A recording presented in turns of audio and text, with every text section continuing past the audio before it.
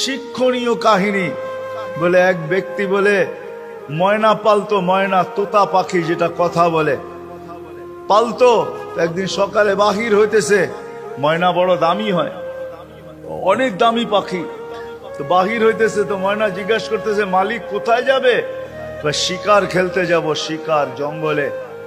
আমার ভাইদের সাথে দেখা হইলে আমার একটা সালাম দিও।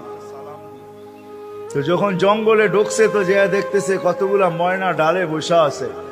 তো নিজের ময়নাটার সালামের কথা মনে উঠছে, তো ডাক দিয়া কইতেছে শুনো, তোমাদের মতো একটা ময়না আমার বাড়িতেও আছে,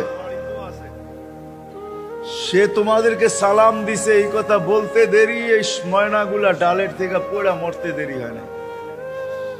তার মন খারাপ হয়ে গেছে যে ওর সালামে এমন কি বিষ মিশানো ছিল যে এত দামি দামি 12-13টা ময়না মরে গেল। তো শিকার না খেলেই বাড়িতে চলে আসছে। তো ময়না জিজ্ঞাসা করছে মালিক এত তাড়াতাড়ি ফিরলে, হাতে তো কোনো শিকার দেখি না। তুই কথাই বলিস না। বলে কেন? তোর সালামে এমন কি বিষ ছিল যে তোর সাথীদেরকে সালাম দিতে দেরি, একটাও মরতে দেরি হয় নাই। এই কথা বলতে দেরি, নিজেরটাও মরতে দেরি হয় না, ওইটার সাথে সাথে মরে গেছে। তো খাঁচার দরজা খুইলা সামনে নিয়ে বৈশা অনেকক্ষণ কাঁদছে, না লড়েও না চড়েও না, চক্ষুও খোলে না। আর কতক্ষণ কানবে? বাস ওইখানে লাইখা যে উঠা দাঁড়াইছে ময়না, বাস উড়া যে চালে বসা গেছে। তো বলছে এটা কি করলি?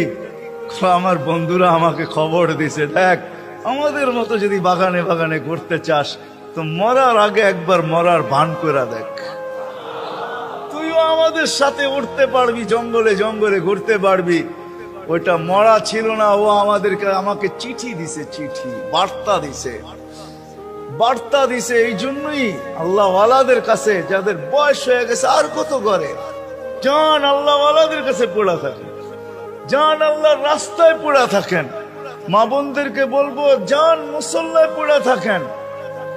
ভাবেন মরার আগে মরা গেলাম, তাইলে চিরদিনের মৃত্যুর থেকে বেঁচে যাব, জান্নাত মিলবে। জান্নাত করবো তো পাক্কা ওয়াদা।